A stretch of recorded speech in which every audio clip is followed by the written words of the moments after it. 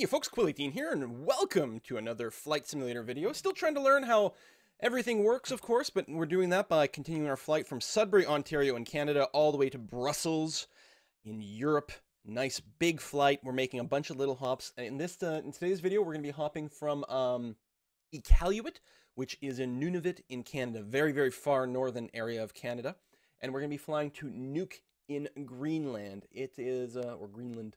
It is, hang on, I'm loading it up. It is a distance of 445 nautical miles. The estimated flight time is just over 4 hours in the sim. Of course, we will be accelerating things, doing some time compression. So we did end the flight. We did it during a live stream over here in Iqualuit, a very small town. And we did do a night landing. I'll go ahead and continue where we are, just so we get, you know, different times of day and things. What's the actual in-game time? I don't know what the easiest way to see that is. Is this clock running? Oh, so it's 9:30 at night, so the entire flight's going to happen at night. I was hoping we might see a sunset or sunrise or something. Tell you what, here's what I'm going to do. Just to simulate the fact that our pilot would have, at the very least, stopped for a snack, if not a nap or something like that. I'm going to go ahead and bump the time up to... Oh, that's kind of annoying. We're going to do it at, like, say, 1:30 in the morning of the next day. There we go. So it's still going to be nighttime, but a little bit later, and maybe, no, it's going to be 5:30, so we are probably going to land before sunrise, although there might be a little bit of light in the sky. We're pretty far north, and it is the fall right now, so I suspect that the sun, we won't see any sun, but on the next leg of the journey, we will actually take off around sunrise, which will be pretty exciting.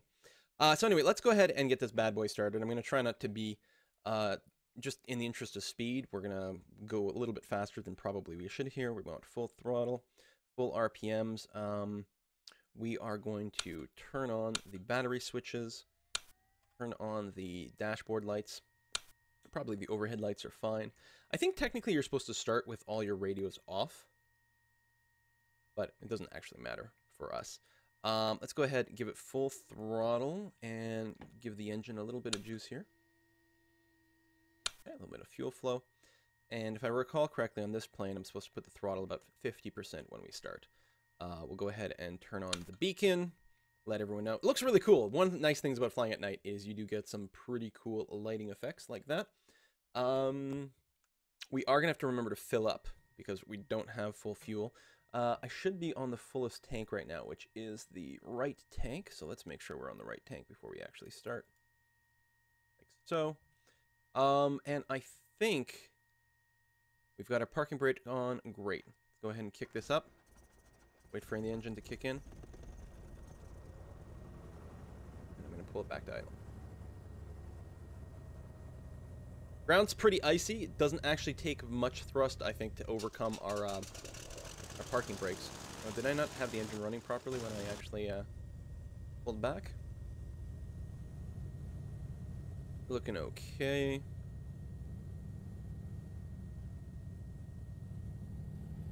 PMs are coming up. Coming down.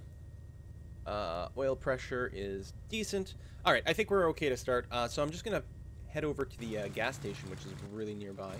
Oh, we could probably turn on more lights. Landing and taxi. Strobe lights, sure. Let's turn on all the things. What else is down here? Oh, the nav lights. I think we only need nav lights technically once we take off. And probably the strobe lights aren't actually quite required right now either. I'm not entirely sure. I like how there's the big floodlight on the ground, though. That's pretty cool. I think that's technically part of landing light. Yeah, landing and taxi. Okay, so let's go ahead and just try to get to the gas station here without running into it, which will be a little bit easier to do from the external view, just because, you know, just like car driving games, you take someone who knows how to drive, but then you make them try to, like, navigate around the car in a computer game, and it turns into an incredibly difficult thing just because you can't turn your head around and really pan and get a good view. Okay, both fuel tanks are now full. Lovely. So let's go ahead and open up the ATC, let people know that we are going to be taxiing. We're technically going to be traveling east, but the runway is just basically north-south, so I don't know, we'll take off towards the south. We'll let people know we're going to taxi to runway 17. 1:30 in the morning, I don't expect a whole lot of traffic out there, but we'll have to keep our eyes open, or ears open. So let's go ahead and pull out of this area. And just follow the taxi lines here. This is a small airport, there's no tower, and there's no support for progressive taxiing either. So we've got to find our way to the runway, but it's right over there. You can see some of the landing lights and stuff for the runway over on that end of things. So we're just going to slowly make our way over there. Actually, we're probably going to exceed all kinds of recommended speed limits just because that's how we roll. But there we go. So nighttime takeoff. Nighttime takeoff is a hell of a lot scarier, or a lot less scary than a nighttime landing. We will be landing in Nuuk at night, and I don't know Nuuk. I think I did take a glance at it once, and it's kind of wonky because it's like a very, very tiny service strip right on the edge of the water, so landing there will be kind of interesting. On the other hand, we know that we'll get to the airport basically when we run out of water. When we get to the divide of water and land, the airport is going to be right there, so it should be relatively easy to find. I don't know, why is the spotlight only on the left side of the plane? I guess it literally has that light there that's shining down. But, like, it's a little off-center. Maybe if we were a little higher up, it would actually center. Maybe there's, like, a sweet spot. Alright, let's try to drive straight. Come on. But it's a nice little airport they've got here. A nice little town. I do like landing and taking off at night, just from a visual point of view, if nothing else. So, we're going to go ahead and follow this over here. And that sign over there will tell us which end is which. Come on, straighten out a little bit. Sucks that the spot plane doesn't stay directly behind you, which would make it a lot easier to line everything up. Alright, so we're going to be turning right over here to get to runway 17. Let's go and just brake. What do they call this? The hold short line? Let's go, and so we already announced the taxi, so we don't announce the runway or the takeoff yet, do we? No. I know, I'll remind everyone I'm taxiing to runway 17. One of those things, the ATC and traffic protocols, I don't know yet. Scanning around, doesn't look like there's anything in the sky. So we'll keep going on our external view like this for now. It'll just make it a little bit easier to line up. One of the things, we don't need a whole lot of tarmac for us to take off on this little tiny plane, so I'm not going to worry about getting right to the end of it. We need, you know, like 3 feet is all we need to take off. I do like this sort of snow effect. There's a little bit of snow on the runway, and while it's not necessarily that visible on the runway, it does make the cool little, like, snow smoke trails behind us as we go down here. It's not my tires smoking or anything like that. Actually, I probably could have just turned left and taken off right away. Yeah, I'm definitely not going to go to the end of the runway. Let's go ahead and do a turn over here. I think we are slipping and sliding. Pretty nice little weather effects.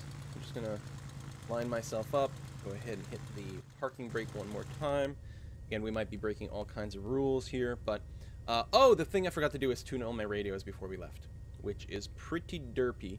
We'll be able to do it in the air. We've got a 4-hour flight. I do like to tune everything before I leave, but apparently that's not going to happen this time. I'm going to get the heading bug for the autopilot to be set to be straight out. That way when we take off, I can always flip that on. We'll go in a straight line. Probably I will just hit nav relatively quickly. And speaking of nav,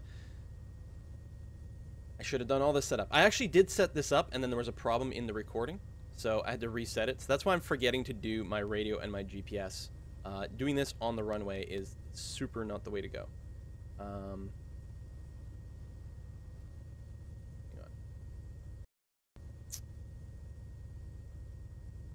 Cancel this. Okay. Direct flight. I gotta give it a little bit of a turn. There we go. So then I can type it in. So we're going to Nuuk, which is BGGH. I blame the fact that my recording crashed for the reason that we were doing this all now, so we're going to go ahead and punch that in. So we're going to direct flight on the GPS. This pink line is going to lead us to the airport, and once we're in the air, we'll also tune our radios for the VOR and the ILS, just because it'll be nice and safe. What else did I forget to do that I did last time? Oh, let's make sure we've got our flaps. See, this is why you're supposed to follow procedures every time, so that you don't forget to set something, and then you crash your plane and everyone dies.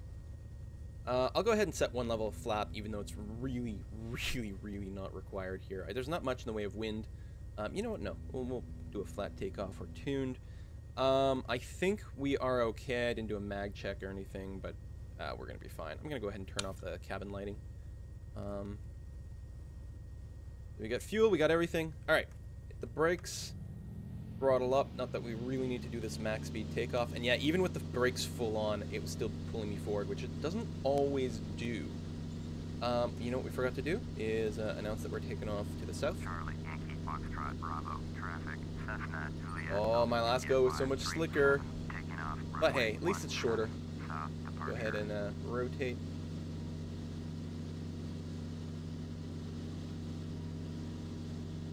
And landing at about 800 feet per second. But what I really want to do is sort of lock into a speed. We're going to try to get it to climb going 120 forward right now. Let me go ahead and make a left turn. They'll be a little bit in line with our GPS line. Take a nice little look at the night here. I don't have any real graphic packs for these areas. Once we get flying over Great Britain, things will look even prettier. Go ahead and straighten out. I turned a little too far, but that's okay. Speed is still good. What I may want to do is pull back a little on my RPM here. Still going max climb. Well, that was my mixture. There we go. We don't need max climb. So pull back to about 2,500 RPM. Still got the throttle wide open. We're slowing it a little bit because we're actually climbing too quickly. Let me let go of the stick. I was just pulling back ever so slightly on the stick. I probably could have been adjusting trim a little bit sooner, but okay. Pull back on the trim now. Actually, it's probably a good time to start locking in the autopilot. So, tell you what, we're going to tell you we want vertical speed, 800 per second, or 800 feet per minute is good. Just dialing up. We're going to go to about 7,500 feet, and we're going to tell it to follow the nav computer, which is currently set to GPS. Yeah, so the autopilot will automatically try to follow the purple line. It'll actually line itself up to the purple line, which is not necessarily, we just need it to home from where we are, but that'll be okay. And yeah, we're going to try to get to about 7,500 feet. This is all engaged. We are climbing. Things are great. I'm going to keep it full throttle. I can certainly pull back on the mixture a little bit. There's not as much leaning to do now. Where's my... What am I thinking of? Oh, right here, the EGT. But once we get higher up, it'll be much more important to lean. All right, well, we can go ahead and talk to, I don't know, the general traffic flow here. And now we get the beautiful winter landscape behind us, or beneath us. It's actually fall, but we're in the tundra. No trees, no nothing. Squawk 3273, which we'll do automatically. One of the reasons I do enjoy FSX and Prepar3D a little bit more than X-Plane. X-Plane has lots of advantages, but I like the ATC menu and I like some of those automated little automatically setting things up. Altimeter is 2952, which we are set. Our altimeter should be relatively accurate. A little bit of wind, but not much. Continue to climb. Everything is groovy.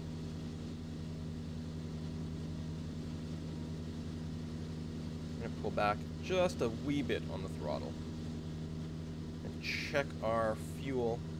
If I go over to here, right now I have 5 hours worth of fuel, just over 5 hours left of fuel. And if we check our GPS, right now our estimated flight time is 3.5 hours. And once we pull back a little bit on the throttle, and once we lean our mixture a little bit, we'll have quite a bit more fuel. Our fuel flow is pretty high right now, pretty rich. Altitude 4,000 feet. Prop is holding at about 2,500 RPM. Temperature's okay. We could probably bring the mixture down one more notch. Maybe another one. We're still okay. It's much higher, I feel, it's much easier, rather, to lean your mixture properly at higher altitudes because it's so obvious the temperature changes that happen. Alright, well, I'm increasing the temperature a little bit, and now I think it's sort of stopped, so let's enrich in a little bit more from that. But yeah, we'll have to pull back a little bit more. Plus, I think leaning before your sort of level and you've set your manifold pressure, which is your throttle, before you set it there, I'm not sure how much, like, it makes sense. Like, you can't really hunt for the sweet spot the same way. I might be completely wrong about that. But it feels a little bit wackier. Still, we'll save a little bit of fuel. So already, we've leaned a little bit more. So now we've got 5.5 hours of fuel at our current rate. And that'll become better and better as we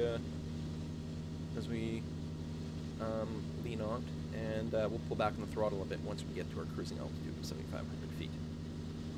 We're still climbing pretty aggressively at 800 per minute, which feels pretty aggressive on this little plane.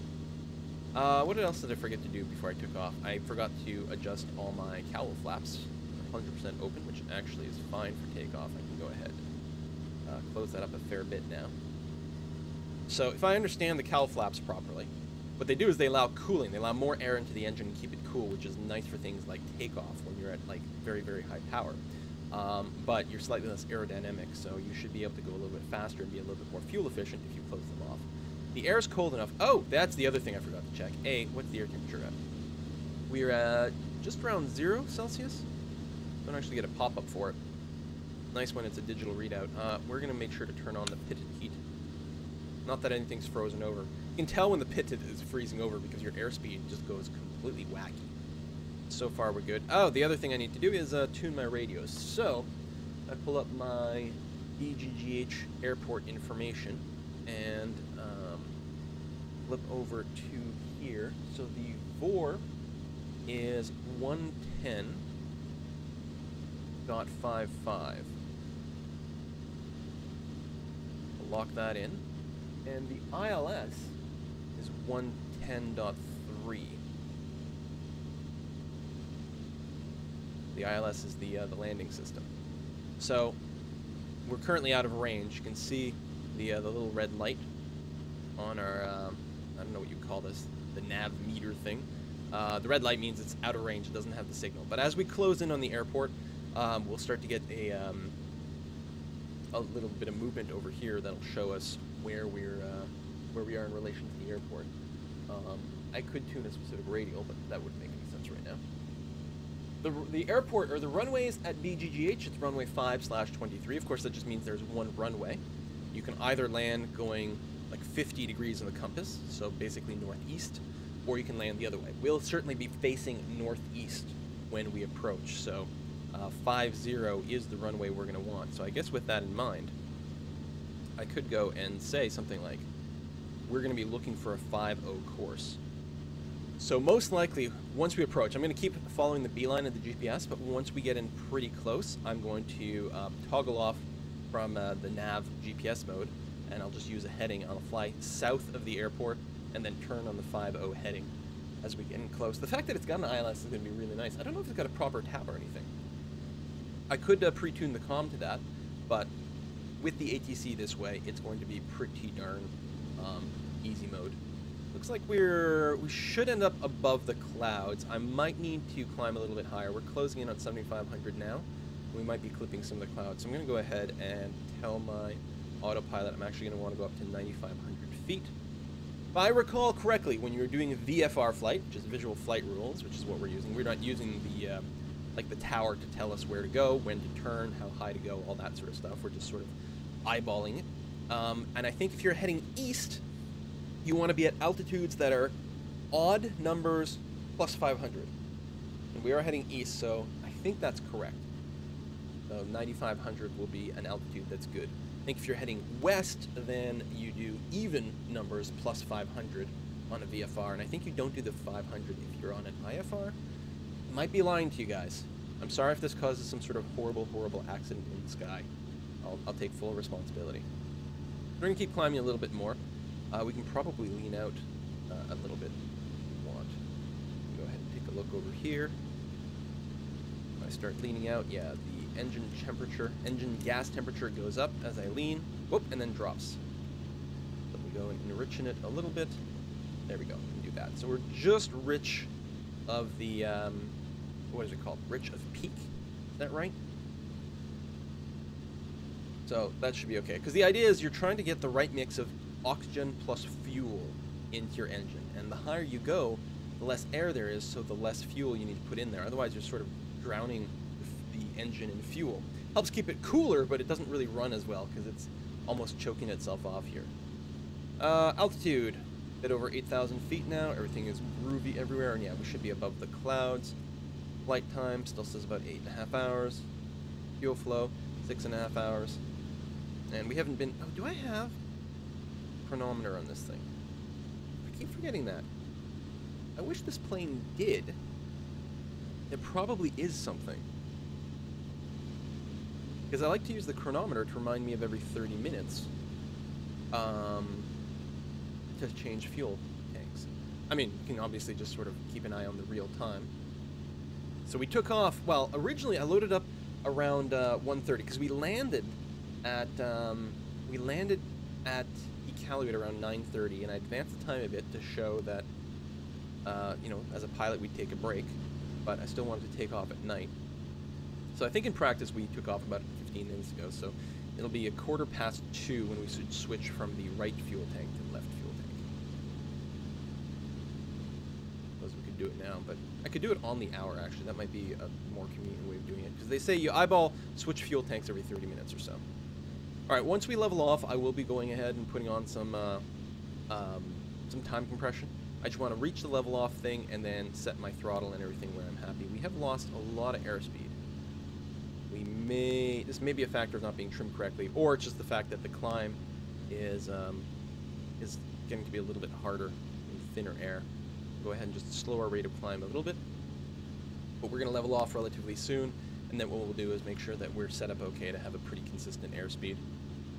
I'll probably throttle back to about 85% of power. Maybe not, actually. Our manifold pressure's at 20. That's pretty much a sweet spot for cruising, I believe, if I recall my specs on this plane correctly. Because I guess we're already not at full throttle. We're at 94%, and that can work. Okay, we have leveled off. I'm going to bring back my propeller a little bit, because right now we're just above the sort of green area for our RPMs, working the engine pretty hard. I'll go ahead and just adjust the propeller pitch angle. Well, I'm not adjusting the angle directly. This plane has a, what is it, variable pitch propeller, so it actually tries to keep a consistent RPM. So we'll do that so it looks like a little bit less. Try to go around 2400 RPM. Somewhere around there. Speed is currently gaining. And yeah, we might clip some clouds. I think we'll generally be okay. I don't think, because this is VFR flight rules, I'm pretty sure I'm supposed to avoid the clouds altogether. Go back to almost exactly 90 over here. Manifold pressure has dropped a little bit. Airspeed should be pretty constant though, and I'll do one final round of leaning over here. There we go. Pressure's going up, a little bit higher, a little bit higher, and now it's pretty static.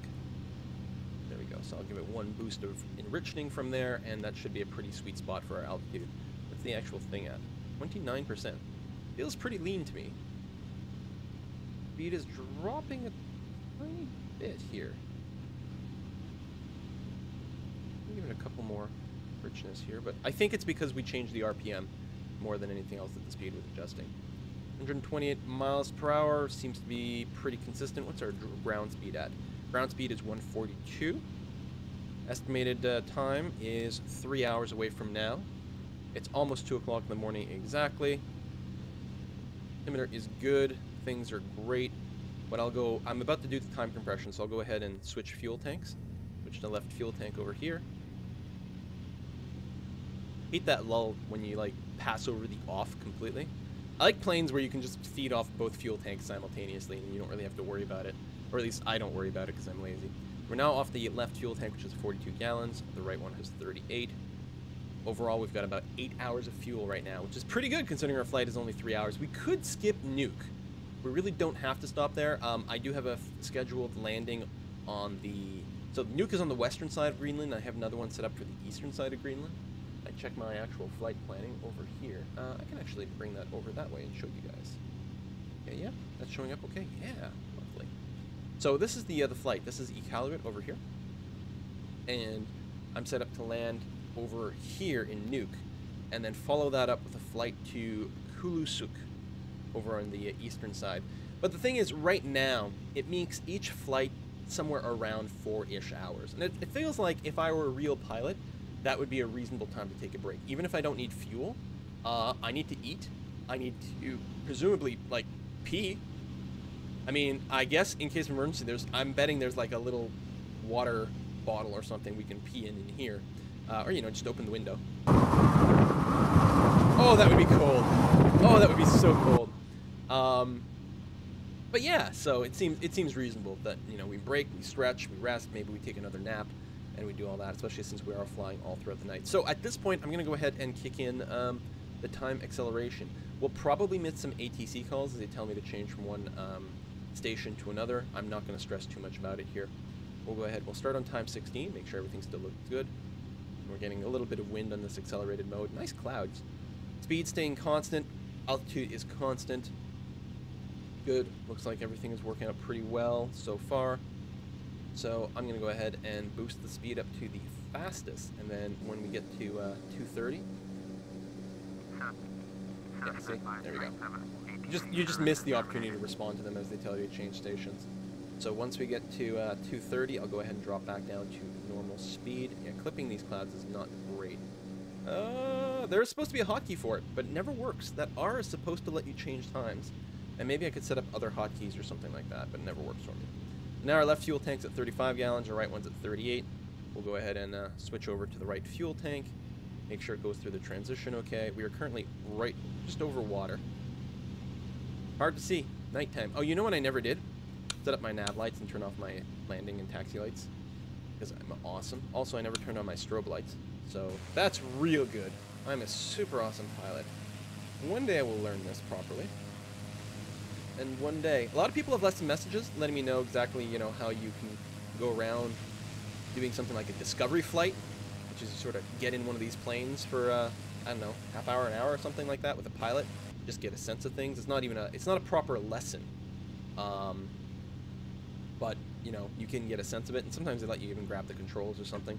So, if I'm still way into this, and like, next summer, so through the winter, I don't want to do my first flight or anything like that in a small plane in the winter. That would be crazy. So in 6 months, it'll be, you know, summer again. And if I'm still into this, and if I've, you know, learned all my stuff in these little planes, and I feel comfortable with this academic license of prepared, then I'll maybe go ahead and book one of those discovery flights. Okay, anyway, we've made the transition. Speed is still constant. Our altitude is still good, so let's go ahead and pump us up to fastest again. So we'll go until at least 3:15, I suppose, before we switch over again. Okay, get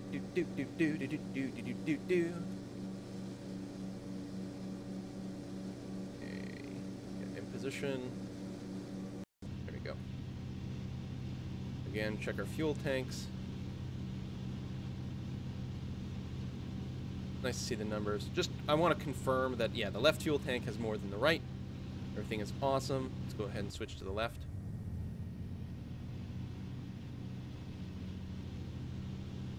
We're still out of range of the VOR bacon. Bacon. The beacon. And we are currently 1 hour, 42 minutes away. We've got over 6 hours of fuel left at our current rate. Everything is pretty awesome. Okay.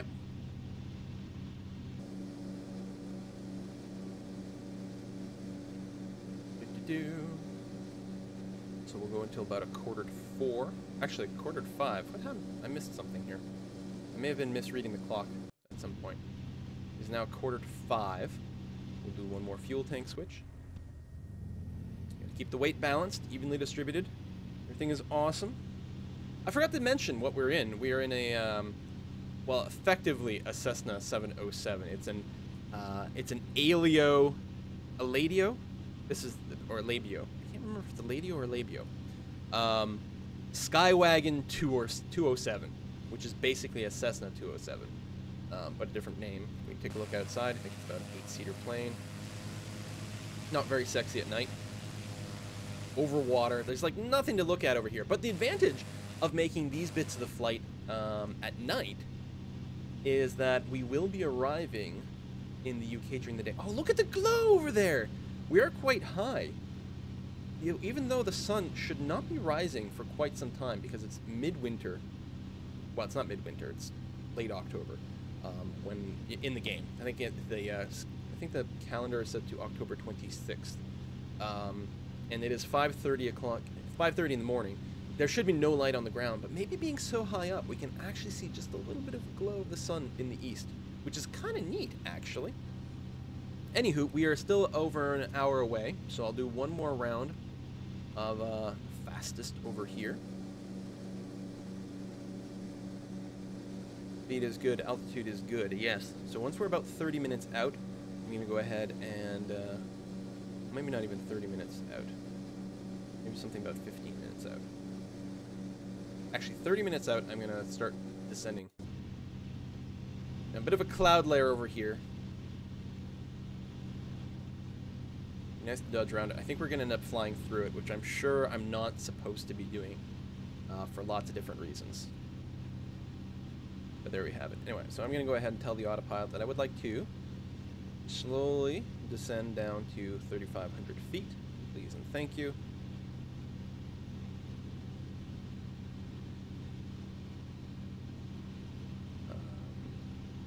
Actually, 800 feet per minute should be good. Of course, we will be accelerating doing this. Let me just do 500 feet per minute. That's going to be fine. And I'll go ahead and throttle back a little bit more. Just to try to avoid overspeeding. So let me do this for a minute here. Make sure we're descending at a comfortable rate. That everything is awesome. I'll go ahead and preemptively start to enrich my mixture. Get a little bit less performance overall, but I want to make sure that I don't end up too lean as I drop down low. God, I'm going to have to go ahead and babysit that. Can we get our airport? No. Center, Cessna, Juliet, Alpha India 537 is type Cessna, station air, request flight following. Cessna, Juliet, Make sure that our altimeter is set properly. Squawk 7355. 7355. 7355. Cessna 537. Cessna 537, radar contact 8,700, altimeter 2952. Yep. Copy, Cessna 537. They see me. Might tell me to change radio stations at some point. That'll be okay. We are still out of range of our airport to actually pick them up. Also, we don't have a VOR yet.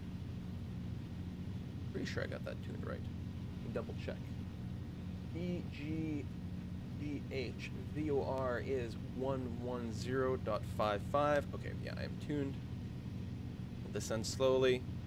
All right, I'll kick up the simulation speed, maybe just to ×8 here as we descend. Make sure I can babysit things. Speed is still great. And yeah, I could dodge these clouds. In the interest of video simulation time, I'll keep it on autopilot going straight, but what I could do, well, I was just clipping that one, is I could go into sort of a spiral descent, just to drop below the cloud level without actually going through any. Speed climbed up a little bit, but that's not really a problem. Engine is still seeming to be at a relatively good temperature. I'll go ahead and enrich it just a little bit more over here.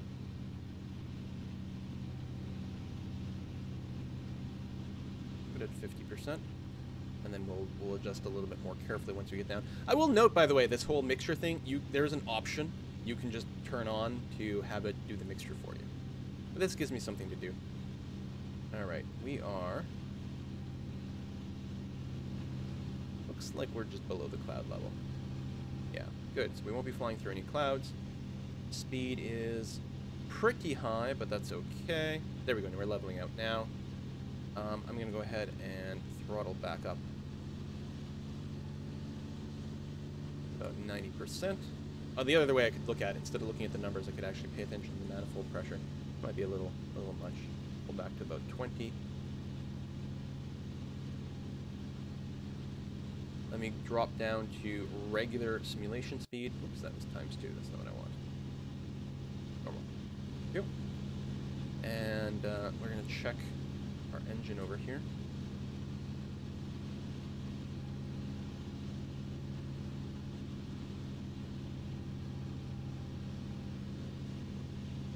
Around here, just sort of ballparking things.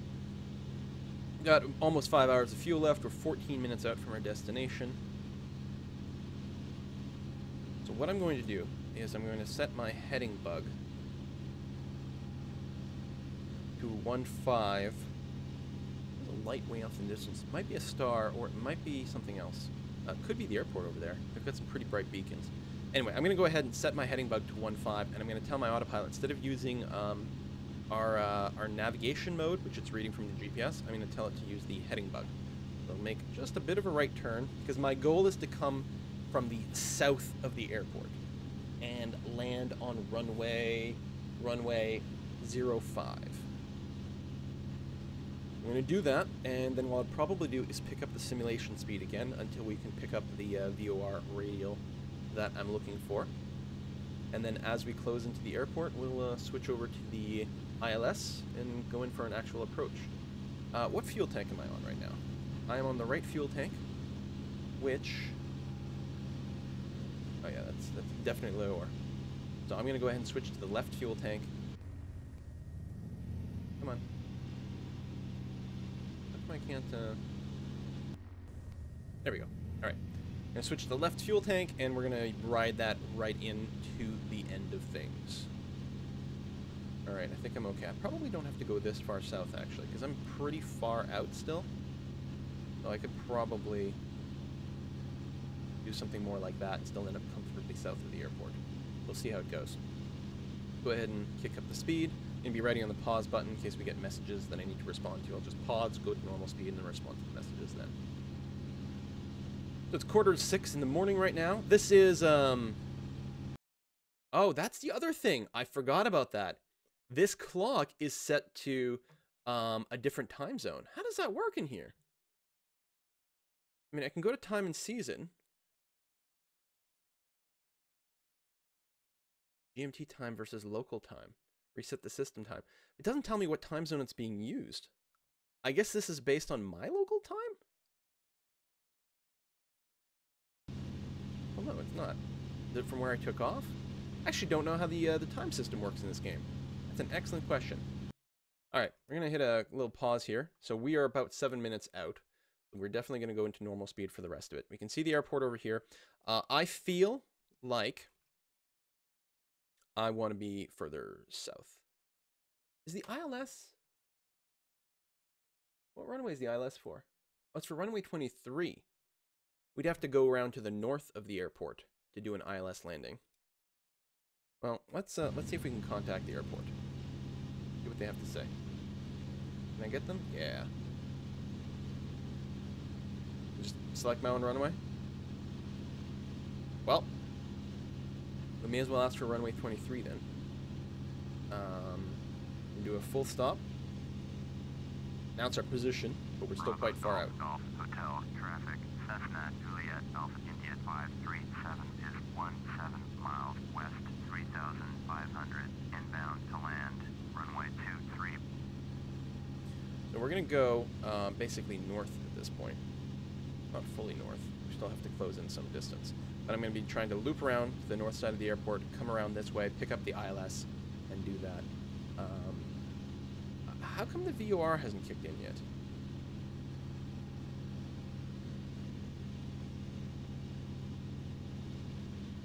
Is it because I'm on GPS mode? No. I mean, I could be on nav mode now. It doesn't really make a difference. We're picking up the ILS, but not the V... Is it possible that... oh, and I can get this information from in here. But I'm wondering if the information that I have on this website is not matching up with the information that this airport actually uses. Okay, Nuuk.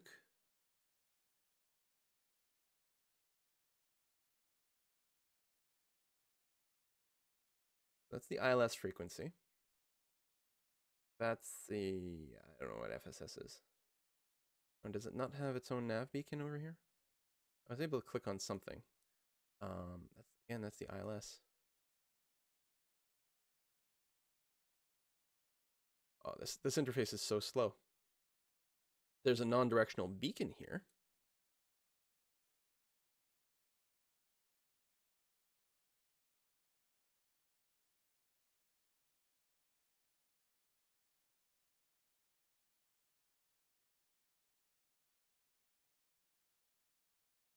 I don't know.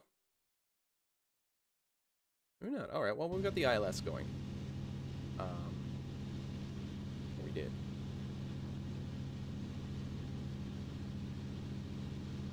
So yeah. So we're just gonna come around that way.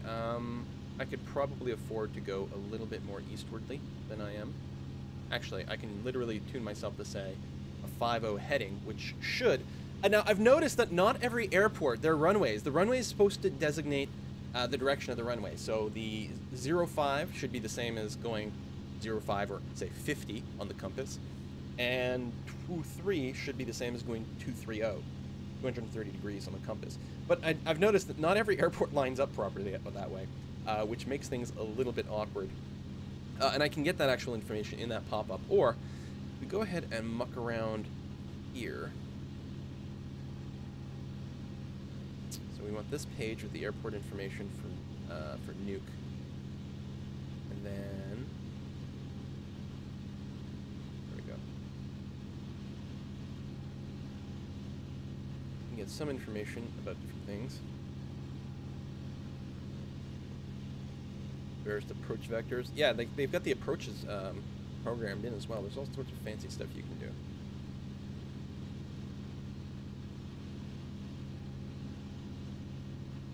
Alright, in any case, we're probably fine. Let's just stick it on the map. There's also this thing here, which is the list of nearest airports. Kind of handy. Alright, so we're not getting any closer right now. We're just going to circle around. I'm going to go ahead and give us a little bit more of a speed boost while we loop around here.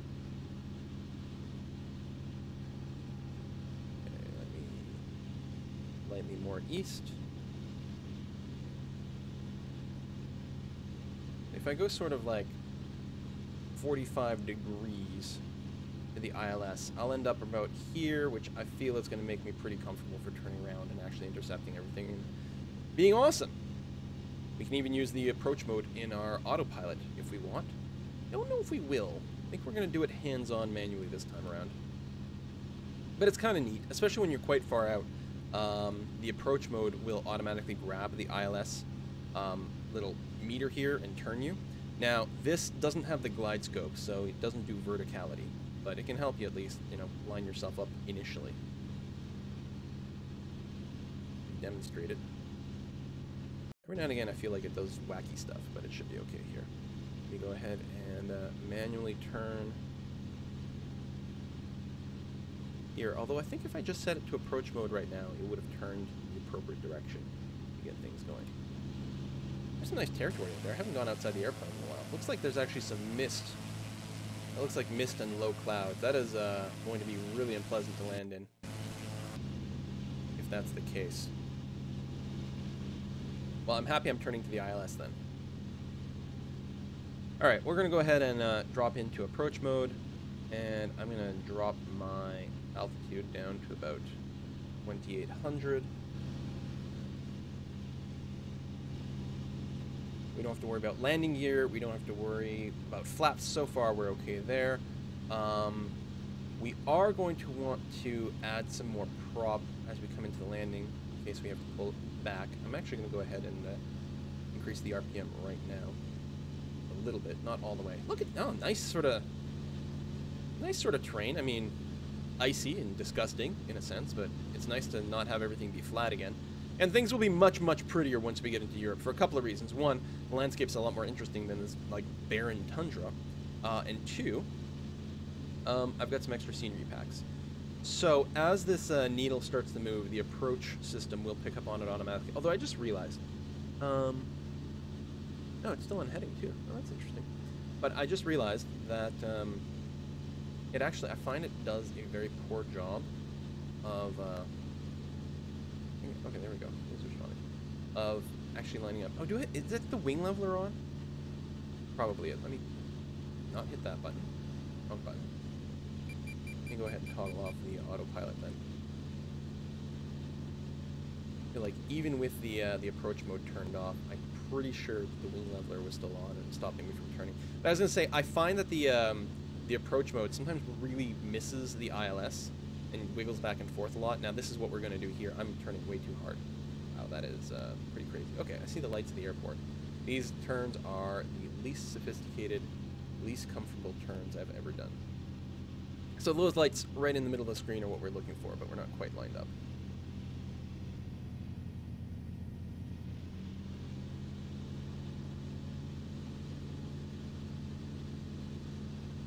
If we slowly come back this way, and then we're just going to start chasing those needles over here, which demonstrate where we're supposed to be. Be properly lined up for runway 23. I'm going to let people know I'm on my final approach. Bravo Golf Golf Hotel traffic. Cessna Juliet Alpha India 537 is on final runway 23 to land. I should intercept it. I keep going kind of at this angle. I could do it a little bit more if I wanted to. I'm pretty fast here. Throttle back just a little bit.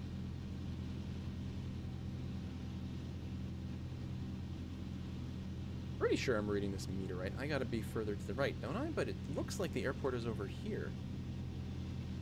And to my left. What the hell's going on here?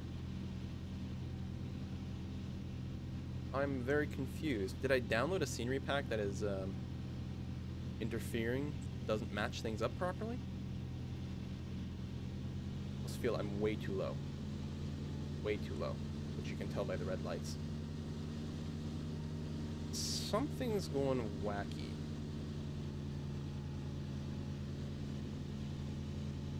Alright, well, we'll do this by eye. Good thing it's not foggy. Something is double plus ungood. Unless I'm so low that it's telling me I gotta turn around and try again here. I'm definitely too low. That's all these red lights over there. They're telling me I'm too low. I'm also now too far over to the right. Oh, this is going to be the worst landing ever. Worst landing ever. Well, maybe the ILS was working right and I'm misinterpreting something that I'm seeing here. They do say to trust the instruments, but in this case... Alright, I'm going to go ahead and hit one level of flaps, which will help me bleed off some airspeed.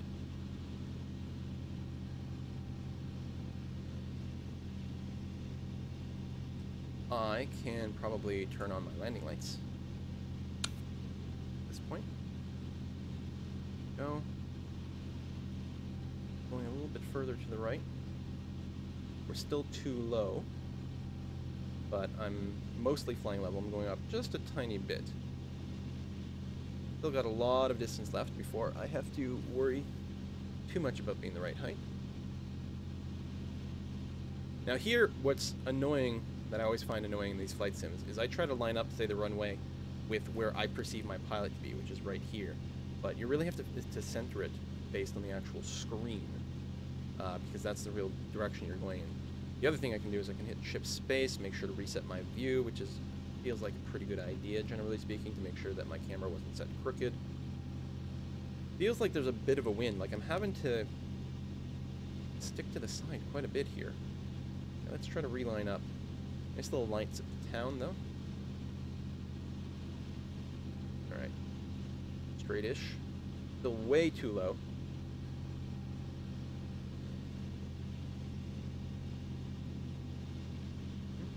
Not quite level. Yeah, it feels like I keep drifting over to the left. I think there's a bit of a wind, so we're going to have to stick it at an angle, which is one thing that the approach is good at doing. I don't know what's going on with this ILS needle. Not, I don't think this matters for the ILS, but I do realize I forgot to set my course do a 2.3. Although I say that, I think the approach is actually like a 1.95. That's what I remember reading.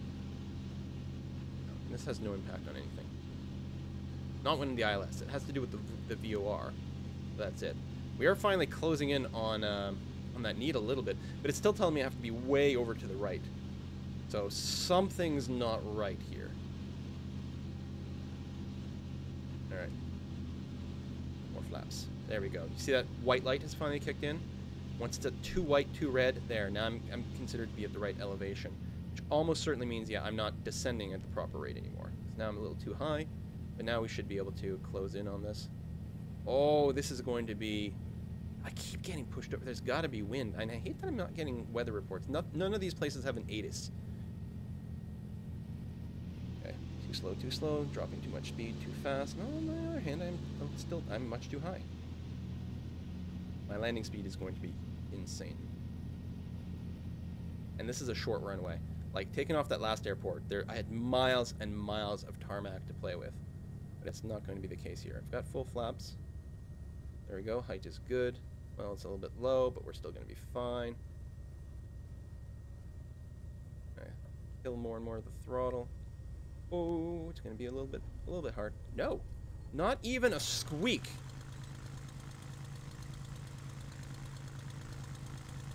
Look at that. Now, where do I actually get off this thing? There it is, over there at the left. Yeah, no, there's probably lots of other announcements I should have made about base lag or this or that. Shift enter to sit up a little higher. Oh, nice. Yeah, there we go. So we'll just head off onto that taxiway right over there where the blue lights are, announce that we are clear of the runway, and get ourselves parked. Well, still making tons of mistakes, but it is nice that I'm not, like, pancaking on every single landing anymore. Landing is very, very hard thing to learn. At least it was for me. Look at the outside view. Kind of sexy, you know? Now, I think I can, well, two things. One, I can announce clear the runway. Bravo, Golf, Hotel, traffic, Cessna, Juliet, Alpha, India, 537 is clear of the runway. Turn off the strobes. And actually need to come to a full stop there. Oh, and raise the flaps. Oh, check out the little garage over here. Okay, I am sure I downloaded a scenery pack for this airport. Oh yeah, there's someone walking around. That's exactly what happened. I downloaded a scenery pack and it didn't update the radio information. Oh, even though that's not paved. So where's the, yeah, so there's people walking around. I definitely did that. But it didn't update the ILS, which is why the ILS wasn't matching up with the runway. Where's the actual, where's the fuel tanks? They're not here. Cute little garage with some planes waiting. Not that thing over there, is it? No, no, no. Alright, we're gonna get on the dirt a little bit.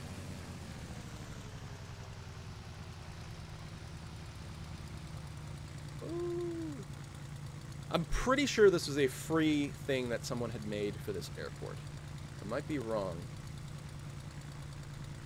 Oh, that looks like fuel right over there. So let's go ahead and park ourselves right next to the fuel, and we'll be ready for next time. Lots of airplanes kicking around. This is lovely. Actually, it's really nice. What we'll probably do is take off in daylight, because again, I'll give my pilot a few hours nap.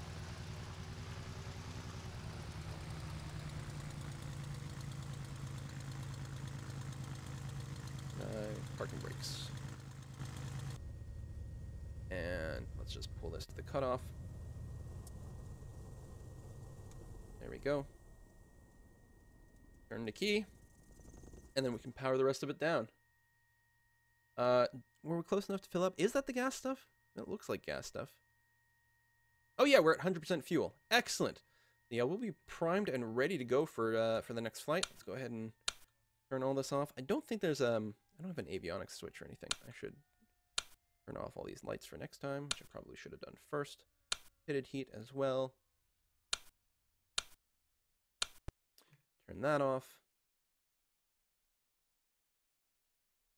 I think we're okay. I can preemptively, so I don't forget it next time, I'm going to go ahead and set my trim 2 degrees, which is the takeoff on this plane. And actually, I'll close the cowl flap. Don't want to get any garbage in there. All right, I think we're in pretty good shape. So there we are. Let me bring up my my flight plan again. Over here. So yeah, we are now here. We have completed probably about a third of our journey, or maybe even 2/5 of our journey. Well, it's hard to say. No, I guess about a third. And then we're going to land, so probably on the east coast of Greenland, and then we're going to land at Keflavik, which people have pointed out is the international airport serving Reykjavik. Reykjavik does have its own airport, but it's apparently more for domestic things. I will say, like, I'm a very small flight, so it's possible they would have wanted me to land here anyway, but I guess they probably have a customs office and things over here. When I do take out from Keflavik, I'm going to want to go and fly over Reykjavik and see what it's like. There's some nice mountainous territory over here, so we might do a bit of a sightseeing tour. It'll be the first time that we really have anything to look at much on this trip other than flat tundra. This will still be pretty frosty, but it looks like it's going to be hilly. So I think what we'll do is we'll take off. So, I mean, obviously that's 2 trips away, but when we do get here, we're going to take off, go fly over the mountains a little bit, and then turn towards our destination of Vegar here, which is a tiny little strip, which can refuel us and give us a break. I don't like flying over all this water. But then we're going to land in, well, I right now have Edinburgh. We could do something like, land in the Orkneys or something like that, and then take a nice little leisurely tour of the UK. We'll see how it goes. We'll see what we want to do at that point. But anyway, thank you for watching another episode of my flight simulator adventures as I struggle to learn exactly how flying planes should work. Again, I know, especially with the air traffic control, I'm very lackadaisical there. At some point, I may have to invest in, what do you call it, like the VAT sims and stuff like that, like the subscription service where you actually talk to actual human beings who track you around, which is very interesting. But obviously, I'll have to learn the correct procedures and lingo for all that. But that'll have to wait until next time. See ya.